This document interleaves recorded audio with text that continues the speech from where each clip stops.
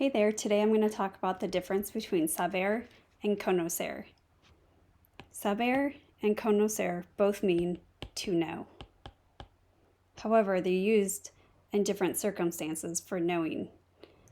So saber is used to know fact or information.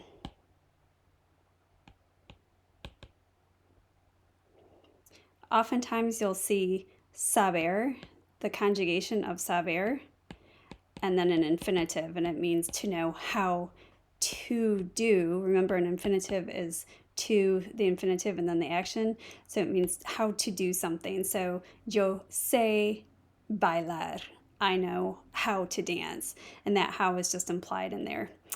So that's your one way to identify that I'm going to be using saber is if there's an infinitive verb after the blank, right? So on a quiz, it might have a blank here, and you would have to put the conjugation of saber in that blank, right? So it would be like this: yo blank bailar, for example. And you have to put what's the conjugation. Is it conocer or saber? And I know it's saber because it's got an infinitive verb and it's yo, so it's say. Right? Okay, so that's kind of what you would see on a quiz.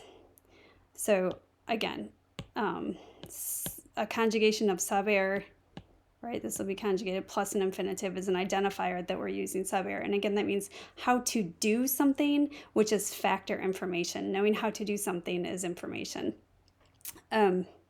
So how to do something.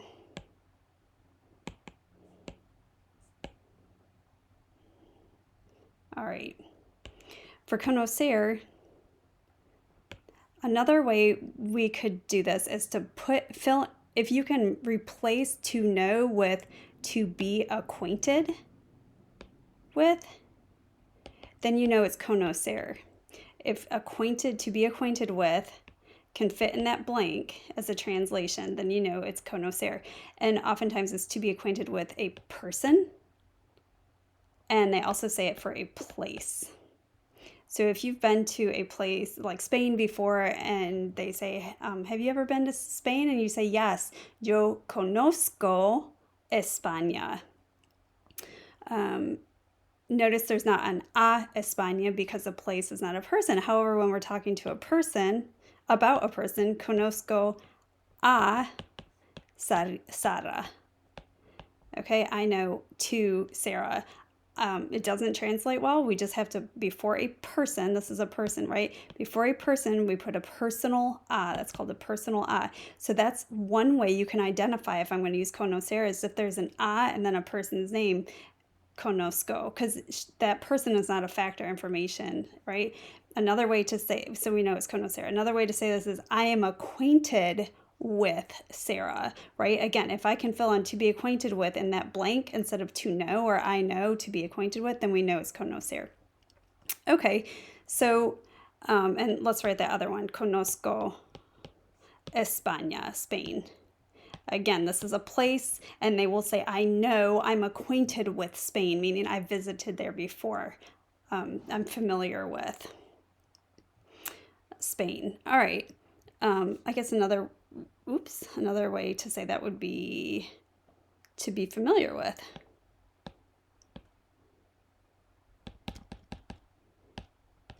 All right, so that's the first step. Our second step is knowing how to conjugate saber and conocer.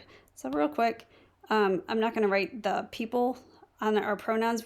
You should know by now there's the yo, the tú, the la usted, nosotros, nosotras are over here, right? The people are implied when we do these verb charts, and then we conjugate right next to them. So it's yo sé, tú sabes, él, ella, usted sabe. This would be nosotros over here in that box. Sabemos, sabéis. I think the accent's on the E actually, sorry. And saben is ellos, ellas, and ustedes. Conocer has an irregular yo form. So it's not conozco, it's conozco. That's the yo form.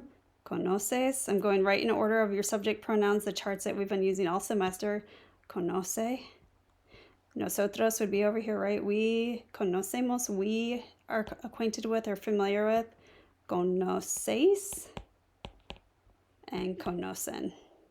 That's the easy part, right? The hard part's knowing when to, which one to use and then conjugate it. Okay, so again, just to review, just to summarize, if it's to know how to do something or to know fact or information, it's going to be an identifier is if the infinitive is there right before the blank where it says blank bailar, blank estudiar bien, right? That's talking about knowing how to do something. So we're going to use the verb saber to conjugate it there. And if it's a person and I can replace the sentence with to be acquainted with or to be familiar with, then we know it's the conocer verb that means to know. Okay, so that is the difference between saber and conocer.